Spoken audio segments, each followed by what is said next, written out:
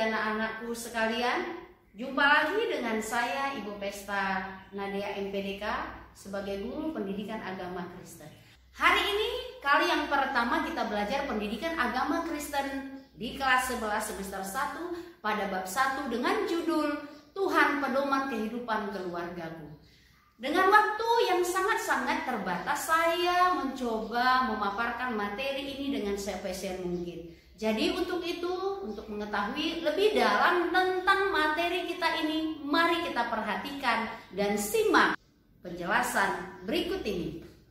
Kali ini berjudul Tuhan Pedoman Kehidupan Keluargaku. Ayat pendukungnya terambil dari Kejadian 2 ayat 24, 1 Korintus 11 ayat 3, dan Yohanes 2 ayat 1 sampai 11 boleh dibaca.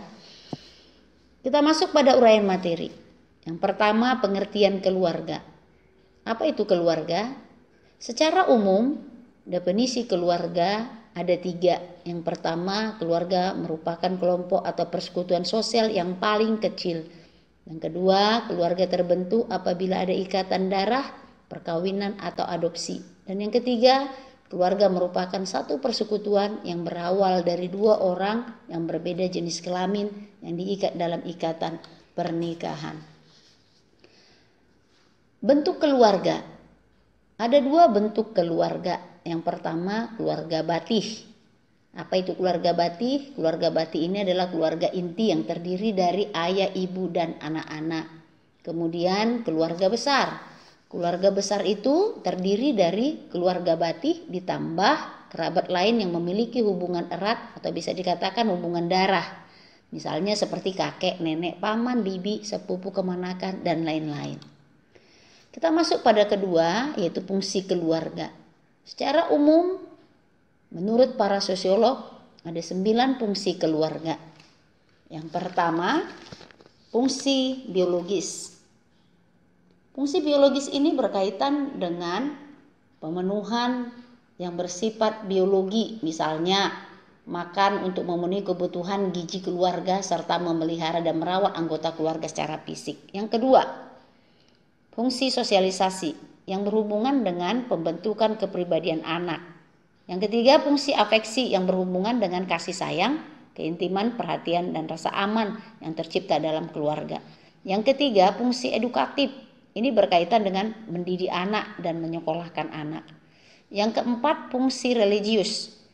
Mendorong dikembangkannya anggota keluarga menjadi insan-insan agama yang penuh ketakwaan kepada Tuhan Yang Maha Esa. Dan yang keenam, fungsi protektif. Ini berhubungan dengan memberikan tempat yang nyaman bagi anggota keluarga dan memberikan perlindungan secara fisik, ekonomis maupun psikologis. Yang ketujuh, fungsi rekreatif. Ini tujuannya untuk mencari hiburan, memberikan suasana yang segar dan gembira dalam lingkungan keluarga. Yang kedelapan, fungsi ekonomis. Ini berkaitan dengan orang tua yang mencari sumber-sumber penghasilan untuk memenuhi kebutuhan keluarga. Yang kesembilan, fungsi status sosial, yaitu kedudukan atau status yang diwariskan kepada anak-anaknya. Kemudian yang ketiga, fungsi keluarga menurut Alkitab. Yang pertama, sebagai teman kerja Allah dalam mengelola alam semesta dan segala isinya. Itu bisa kita baca di Kejadian 1 ayat 28. Yang kedua, sebagai lembaga pendidik utama dan pertama. Juga bisa kita baca nanti di Ulangan 6 ayat 4 ayat 9. Yang ketiga, sebagai wadah kepada semua anggota keluarga dalam mengekspresikan kasih, kesetiaan, dan sikap saling menghormati. Bisa dibaca nanti Efesus 5 ayat 22 sampai 23, Efesus 6 ayat 1 sampai 3. Yang keempat, peran Allah dalam kehidupan keluarga. Allah sangat-sangat berperan dalam kehidupan keluarga. Di antaranya, yang pertama, Tuhan merencanakan terbentuknya sebuah keluarga karena Tuhan menciptakan manusia sepasang, yakni laki-laki dan perempuan. Itu tertulis di Kejadian 2 ayat 1 sampai 25. Kedua, Tuhan memberikan daya tarik yang luar biasa dalam diri manusia sebagai laki-laki dan perempuan sehingga mampu memiliki rasa suka yang membuat mereka bertemu dan mengikat diri.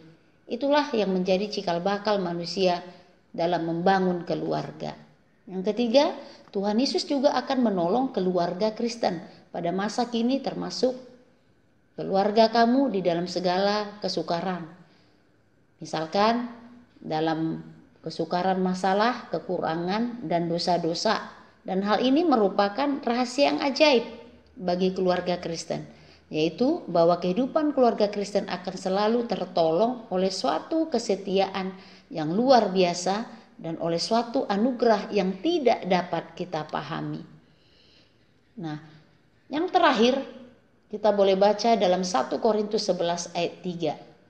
Rasul Paulus menyebutkan bahwa keluarga Kristen harus hidup dengan menjadikan Kristus sebagai kepala keluarga. Apa artinya? Artinya, keluarga Kristen harus menjadikan Kristus sebagai pedoman kehidupan dan menjadikan seluruh ajaran Tuhan Yesus sebagai acuan dan teladan hidup keluarga. Sekian materi pembelajaran kita untuk hari ini. Saya berharap anak-anak kami sekalian bisa mengerti dan memahaminya dan mampu mengerjakan tugas-tugas yang saya berikan. Semangat! Tuhan Yesus memberkati. Shalom!